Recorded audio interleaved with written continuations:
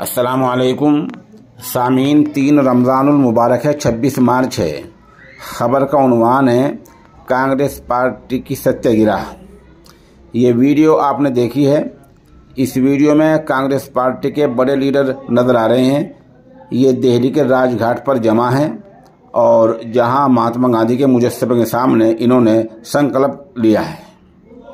आपको पता है कि 2 दिन पहले कांग्रेस पार्टी के लीडर राहुल गांधी की पार्लियामेंट की रुकनीत ख़त्म हो गई थी। इसी मामले को लेकर आज कांग्रेस पार्टी पूरे मुल्क में सत्याग्रह कर रही है और ये संकल्प सत्याग्रह शाम 5 बजे तक जारी रहेगा। इसी के चलते राजघाट पर महात्मा गांधी के मुजस्समे के सामने कांग्रेसी के लीडर जमा हो रहे हैं और हालांकि यहाँ पुलिस की तरफ से इजाज़त नहीं दी गई है, दफ़ा 144 लागू है, फिर भी कांग्रेसी लीडर जमा हो रहे हैं। यहाँ इन राजघाट पर कांग्रेस के बड़े लीडर पहुँच रहे हैं।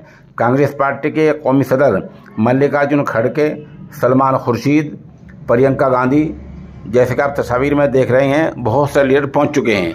जैसे कि हमने बताया, कांग्रेस पार्टी का ये प्रोग्राम सत्याग्रह का आज सुबह 10 बजे से शुरू है और ये शाम 5 बजे तक पूरे मुल्क में जारी रहेगा।